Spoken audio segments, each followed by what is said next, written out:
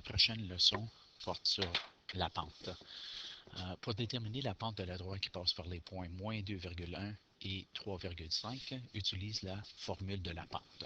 La formule de la pente, on la voit ici. Important de voir que ceci est une valeur de x, ceci est une valeur d'y, ceci est l'autre valeur de x et l'autre valeur d'y. Aussi, quand on voit deux points comme ça, on devrait être capable d'imaginer que moins 2,1 serait un point à peu près ici, et 3,5, ce serait un point à peu près ici. Quand on est en train de calculer la pente, on est en train de calculer le déplacement vertical sur le déplacement horizontal entre les deux points identifiés ici. Okay? Évidemment, ceci n'est pas à l'échelle, c'est juste pour donner une idée.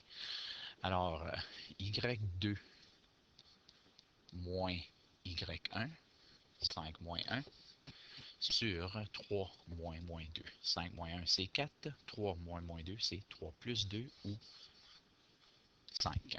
Alors, la pente est égale à 4 sur 5. En d'autres mots, le déplacement vertical serait 4 et le déplacement horizontal serait 5.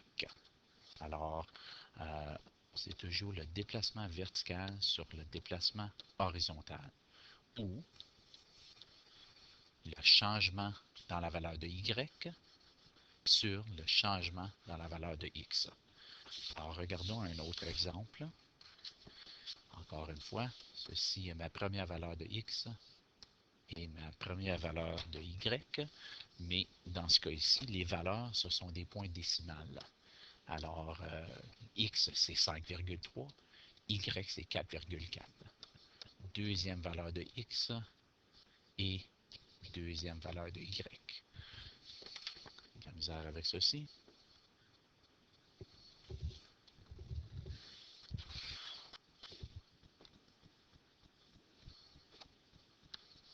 OK, alors en utilisant l'équation y2 moins y1 sur x2 moins x1, j'échange y2 moins y1 sur x2 moins x1. Alors, tout simplement, en utilisant la calculatrice, ça me donne 5,5 sur 2,9. Si je fais la division, ça me donne une pente de 1,9.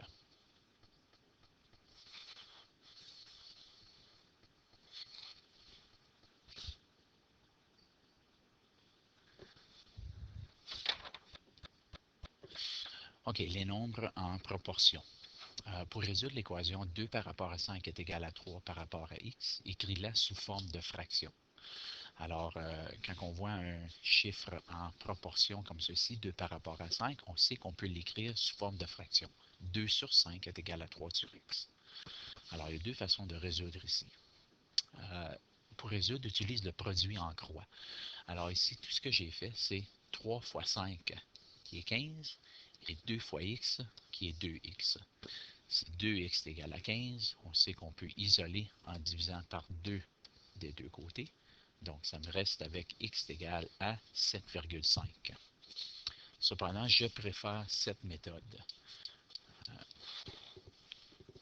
Il s'agit de prendre l'équation au départ qui est 2 sur 5 est égale à 3 sur x. Alors, on va ressortir le x et on va dire que c'est égal au produit des diagonales. Alors, 5 fois 3 est divisé par le chiffre qui reste. Alors, c'est ce qu'on voit ici. 5 fois 3, c'est 15, divisé par 2. X est égal à 7,5. Regardons un autre exemple. Ici, le produit en croix, ça va être 8 fois 7, qui est 56, est égal à 6x. 56, pour isoler mon x, je dois diviser 56 par 6. Alors, on divise des deux côtés, qui me reste avec une solution de 9,3. Cependant, je vais vous montrer avec la calculatrice que je peux remettre 9,3 périodiques sous forme de fraction. Alors, 56 divisé par 6. Divisé par 6. Ça me donne 9,3 périodiques. Cependant, si je voulais le remettre en fraction, je pourrais aller à Math et appuyer sur 1.